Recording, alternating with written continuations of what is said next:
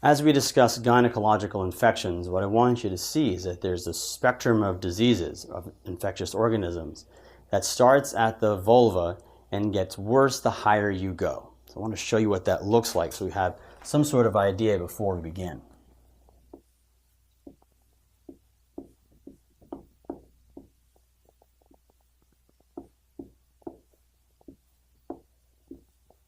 Uterus, ovaries, vagina. So what you'll see at the very opening, the lower end of the genital system, is vulvovaginitis. This is going to be Trich, BV, and Candida. As you get a little higher, you're going to cause a cervicitis. This is sort of a transition point between vulvovaginitis and PID. Cervicitis is generally caused by STDs like gonorrhea and chlamydia, but can be caused by the same organisms that cause vulvovaginitis. And then, as you get even higher into the genital system, you can start developing diseases like endometritis, salpingitis,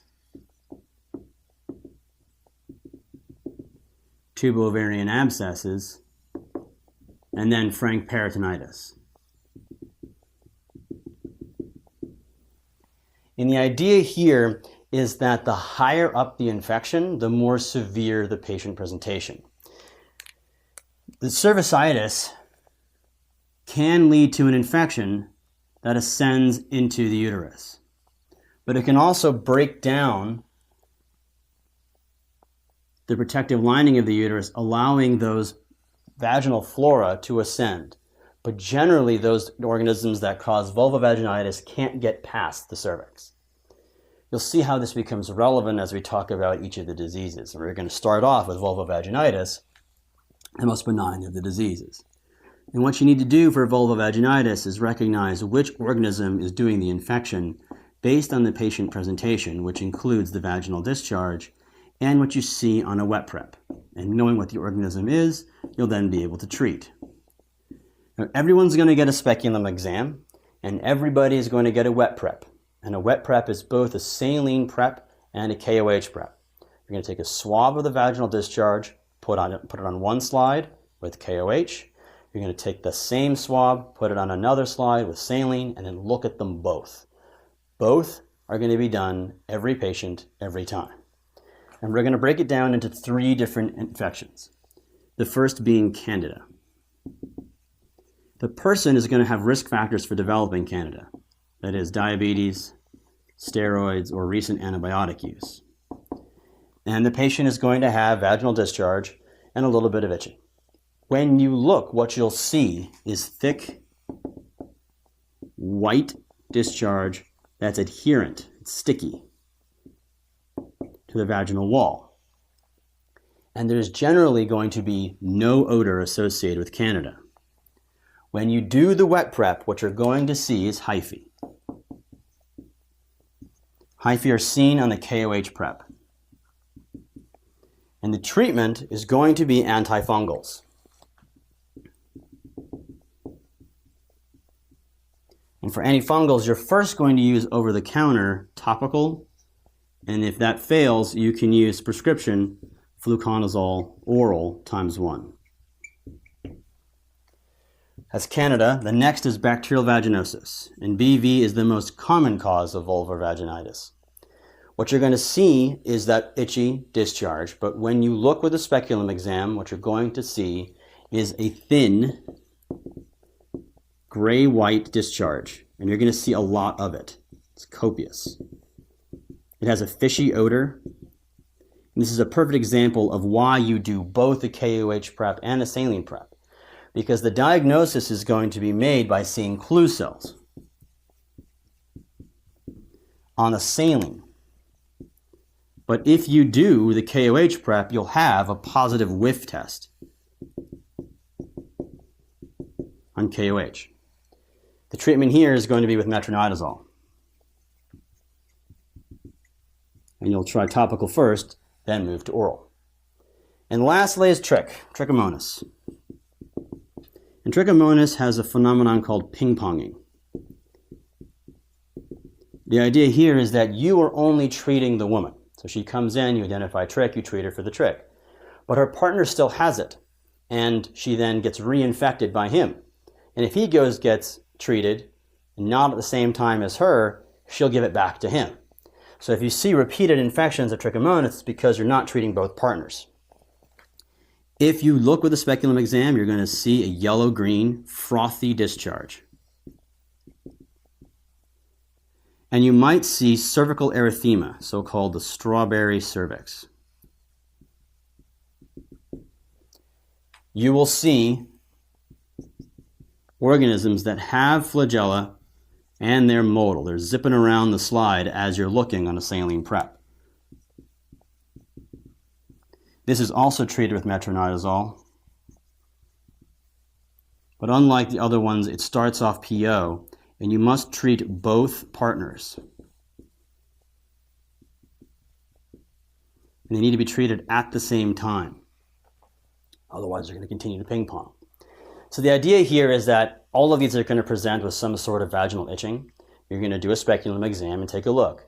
You're going to take a wet prep. If you see what the diagnosis is based on either the discharge or the wet prep, you just treat it. The only time you need a culture is when you haven't identified what the organism is. That's vulvovaginitis. Let's talk a little bit about cervicitis next. And cervicitis is a little bit iller, but because it's not that high of an infection, it's not that bad. It is primarily an inflammation of the cervix. And it can be caused either by gonorrhea, chlamydia, or by the organisms that cause vulvovaginitis. The patient is going to present with cervical motion tenderness and a mucopurulent discharge, but there won't be other signs and symptoms of PID.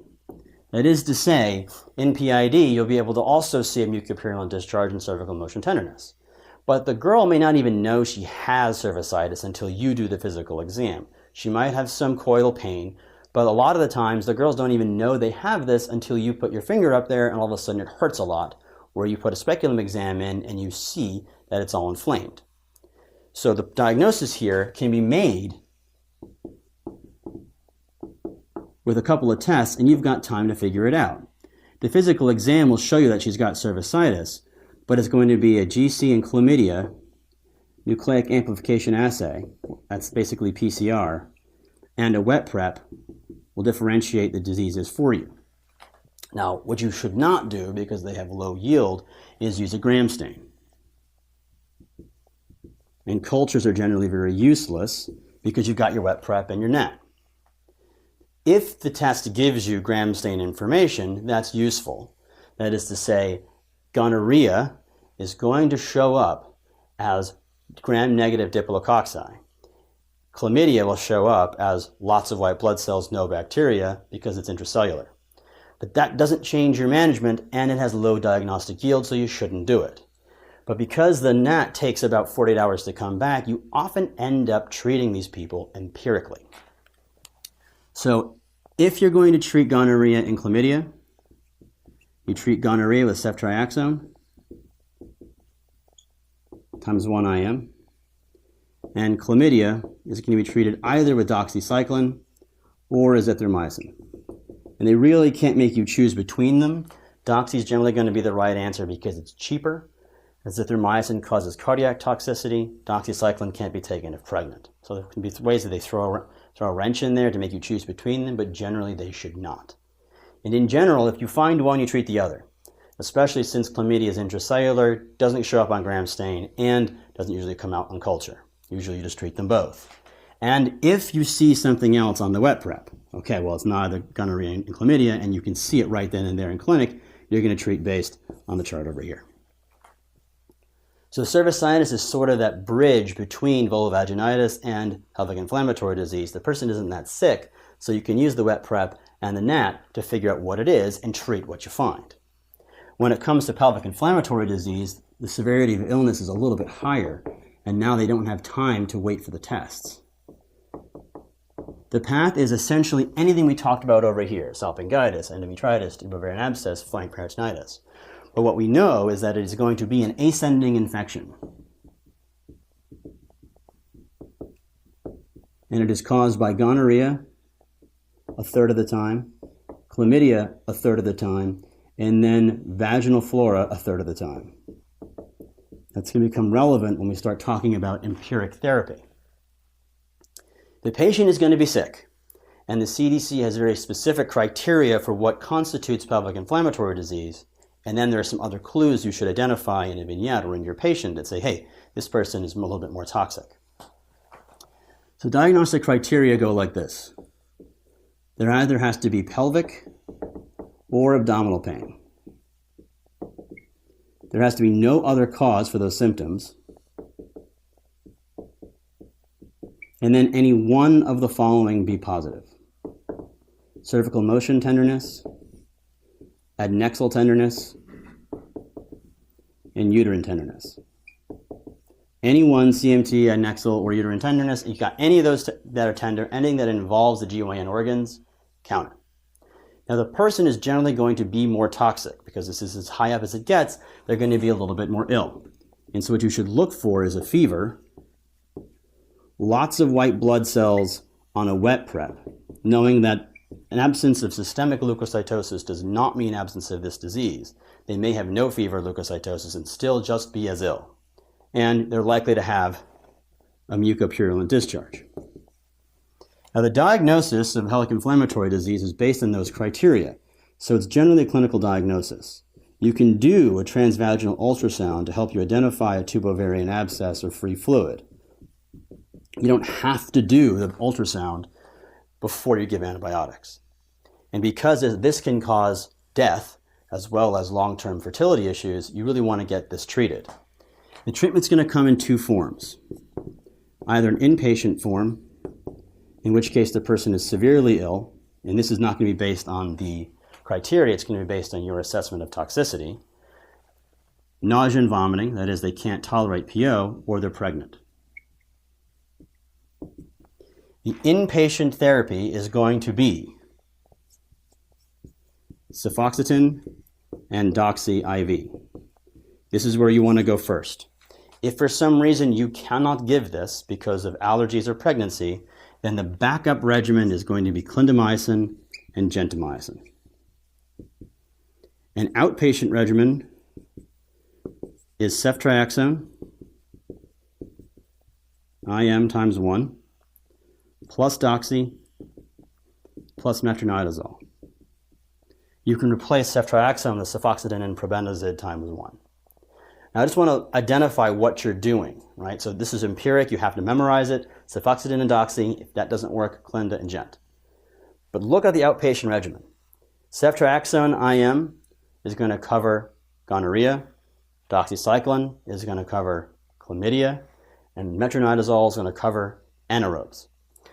At the very minimum, what you're covering is gonorrhea, chlamydia, and mycoplasma, and that ceftriaxone is going to have a little bit of gram-negative coverage, so you're going to get most of the organisms that could potentially cause pelvic inflammatory disease.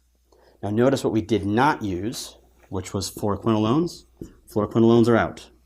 We did not use oral cephalosporins. Those are out. Resistance is too high. So memorize these antibiotic regimens, but also recognize what you're doing, which is treating gonorrhea, chlamydia, and some of the atypicals, and maybe even some of the anaerobes that can ascend into that area. The only thing you have to watch out for is, does this person need surgery? And surgery may be simple as drainage of a tubovarian abscess, as much as removal of the uterus, and then if there's frank peritonitis, maybe require a washout. Those are people who are sick, don't get better, or someone who finds free fluid on the ultrasound. This is actually a lot more complicated than it sounds. It sounds only like 3 diseases. This should be easy. For vulvovaginitis, it's going to be simple. Candida, KOH prep hyphae, use antifungals. Bacterial vaginosis, clue cells, use metronidazole. Trichomonas, flagellated organisms, use metronidazole. Everybody gets a wet prep, which is saline and KOH. Cervicitis is going to be inflammation of the cervix, generally caused by STDs. Patient's not that sick, but there is cervical motion tenderness. Pelvic inflammatory disease is going to be a person who is sick, gonorrhea, chlamydia, and vaginal flora. The empiric therapy is what you want to commit to memory, and then know that you might need to go to surgery if the person doesn't improve. That is gynecologic infections.